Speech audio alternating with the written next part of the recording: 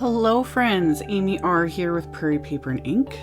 I'm going to show you guys how to make super easy flat shaker cards. These are actually inspired by a card Nina Marie Trapani posted just the other day. I will link to it in the upper right corner. I think I can figure out how to do that. If not, I'll have a link to it in the description box below my video, on my blog, etc. Yeah, I had ordered some flat shaker, I don't even know what they're called, shaker pockets, which I'll show in future videos. They're a little bit different, similar idea, but different. But Nina did this video and she just used recycled packaging. And I was like, ooh, I have tons of that. I keep all my packaging. I've shown you guys that in, like, that's how I store my stamps, etc., all that stuff. So anywho, to create my main panel first, I am using Simon Says Stamps Delicate Outline Flowers stamp and Simon's 120-pound white cardstock. I put the stamp on my MISTI. I took the foam insert out of my MISTI because this is a red rubber on cling foam stamp. And then I was holding my cardstock in place with just a little bit of my HONEYCOMB tape runner because it's a removable adhesive. Because that way I was able to stamp this image a couple of times because it's got a lot of detail to it, etc. And I was inking up the stamp and stamping it with Simon's Intense Black ink. So technically you could like color this with Copics, etc., all that kind of stuff. That was not my plan. I wanted to ink blend on this. And for my ink blending, I'm using my Tonic magnetic platform. I think that's what it's called. I ordered this a month or so ago. It might even have been longer than that. It's been sitting for a long time on the floor. And I finally was like, you know, I need to start using the things I'm purchasing. I really like this mat, I will say. I like that it's magnetic. Their little magnets are super strong. And it has like a foam backing on it so it doesn't slide around. So I'm using the magnets to hold the panel in place. And then I'm just blending inks. I'm using all of Simon's brand inks here. I'm using Clementine first. This is the same as with any other type of like rainbow blending I ever do. I always start with like the yellow, you know, the lightest shade. That's just kind of my go-to point. Just, it's a habit with me. So I did Clementine first, and then I added watermelon, and I love where the watermelon and the Clementine blended and created that really pretty orange. I was like, yes. So I did that. And then I'm going into green apple, and then I'll add SCUBA, and then I'll add hot mama. And I'm using blending brushes for all of this. And I just have scrap paper off on the side because I don't clean my blending brushes. People have asked me that. I rarely, like I'm talking once in a blue moon, will ever wash these brushes. I just don't bother. I use them with similar colors, and I just wipe them off on, you know, scrap paper. I do that to make sure, you know, I don't have like a bunch of like navy ink or whatever on them. And then I have, you know, my cleaning cloths and things like that I will just rub the brush on. I don't wash them. I just don't bother. I don't see the point. And I don't use other types of inks. Like I'm using all dye-based inks. Like I don't use these brushes with my oxide inks. There's all the reasoning and mixing up and potentially ruining ink pads with that. So anywho. After I was done blending, to clean this off, because Simon inks are not water reactive like, you know, Distress inks, etc. So I just sprayed that little platform with my Simon stamp cleaner spray. Sprayed that, wiped it off, done. Set it aside. It's all clean. So my panels are now, like the ink is dry. It takes a little bit, not very long at all. But Simon's inks, whether you're blending them or stamping them, they smooth out more as they dry. And I've said this in other videos, they're smooth cardstock. That's what I used. Regardless of what brand of ink you use, it takes ink so well. Inks just blend fabulously. So I've got these fabulous little rainbow blends over the backgrounds. And then I just have this recycled packaging. This was a packaging that I'm pretty sure some of my slimline envelopes came in. So more than big enough for these panels. And that's why I did two, because I'm just cutting. I cut it down to size, and then I'm cutting it on the seams. So now I have two pieces. So really simple. Any sort of packaging like this is going to work. And then all you got to do is flip it over. And then I'm going to use score tape. You want to use a strong adhesive. A double-sided tape like this is definitely one of the ways to go. Red line tape works really good. Again, check out Nina's video if you haven't already watched it.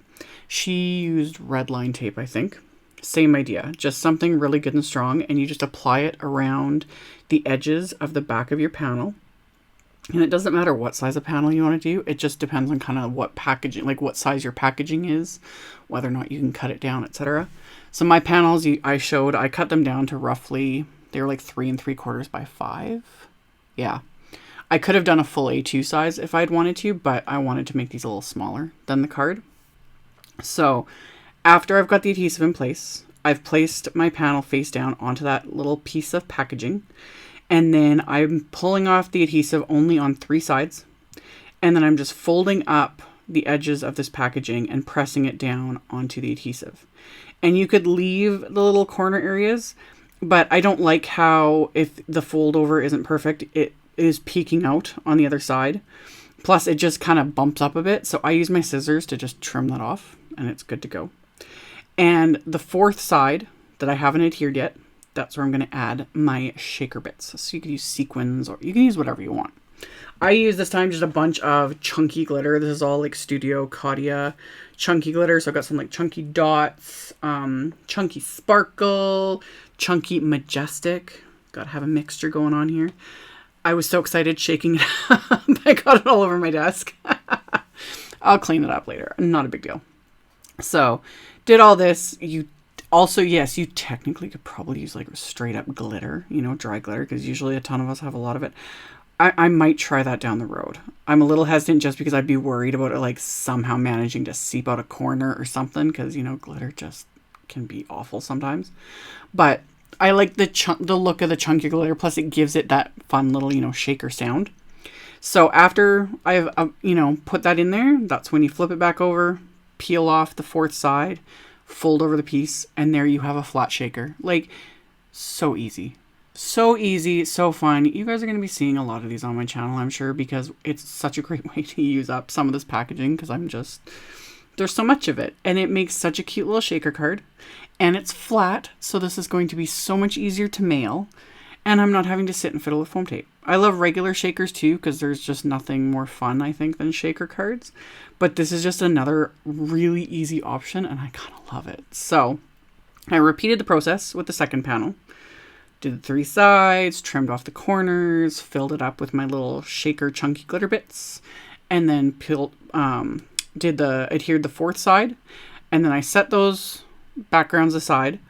My main sentiment is the CZ Design Thanks Wafer die. I wanted something kind of simple and graphic. So I die cut the word multiple times from white cardstock, and then I'm stacking 3 layers together to give it that dimension that I love. So I'm just using little dabs of craft tacky glue for that. And then once I have 3 layers of the sentiment adhered together, I die cut the outline of the word with black cardstock. So I'm going to adhere that to black cardstock, and then I will repeat all this a second time for the second card. And then my little companion sentiments are from the thanks sentiment strips. So I had trimmed those down, and then I ended up trimming off like the thanks word from the one phrase that I wanted to use, since I already have it die cut. So I trim those down, and then I'll have a sentiment strip for the outside as well as the inside of the card. So to adhere the die cut word to this acetate, again, you want strong adhesive. Depending on what you're using, if it was like a solid, like say it was a solid rectangle that you had stamped on or something, I would have used like score tape for that. But since this has all its little openings and everything, this is where a liquid adhesive is just way less time intensive, or foam tape would work for this as well. I used glossy accents. I rarely use glossy accents as an actual adhesive, but it is a very, very strong adhesive. I could have used craft tacky for this, but my thinking was if glossy accents, and it did, you can't see it, but that's the whole point. If it oozed out a bit, because it's glossy when it dries, it's being adhered to that acetate that is reflective, glossy, you know, you won't see it. So, and it actually did ooze out a little bit here and there because I applied too much. So whatever kind of works for you. Another good option when adhering to, whether it's like packaging like this, you know, acetate, anything plastic, collage medium by Rangers are a really good one.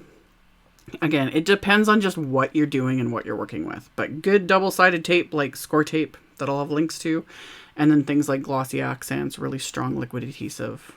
Those are always good to have in the craft stash. So the card fronts are done. Now to do the inside. I was originally just planning on stamping the background stamp to the inside of the card with either a light gray ink or one of the lighter colors. But then I was like curious and I'm like, I wonder, can I do all the colors I used for the ink blending on the inside of the card? So I have my card base and I used Post-it tape and masked off at the fold, and that's also holding my card base in place inside my MISTI. The stamp was still there. And then I'm inking up the stamp with these inks, and I'm holding it on an angle. That's kind of what I'm trying to show here. It's hard to show when I'm filming straight down.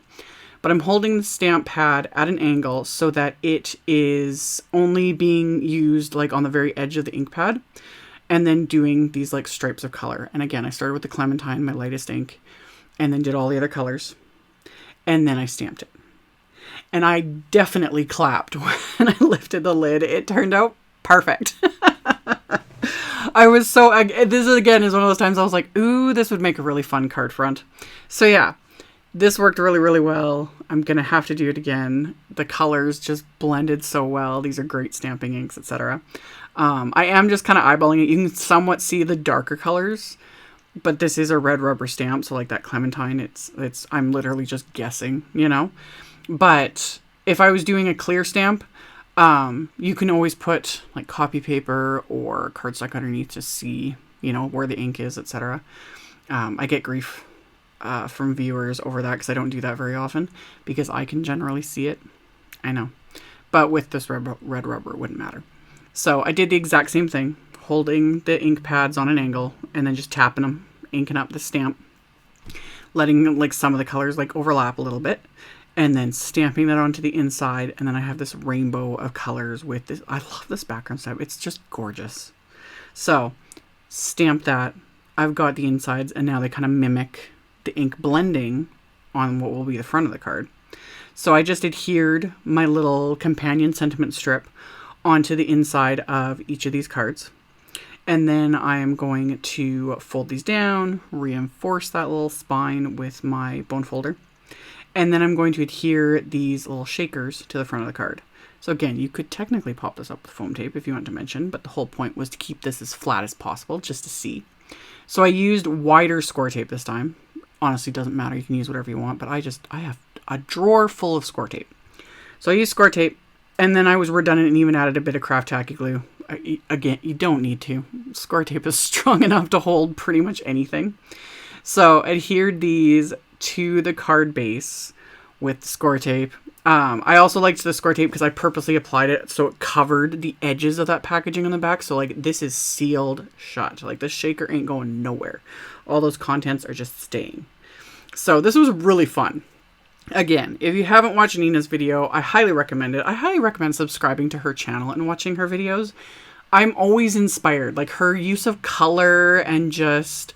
yeah, her really fun ideas and different techniques and things. I'm always like wanting to sit down immediately and create after I watch her stuff. So highly, highly recommend. And these cards were super fun. Like I'm going to be posting more, so stay tuned. So as always, I will have a link below the video to my blog post. I will post links to everything I used. It'll be in the description box below the video as well as on my blog. So if you want to check that out, you can. Thank you all so much for watching, for subscribing, thumbs upping, commenting, all of it. I very much appreciate it. And I will see you all very soon in the next video. Bye.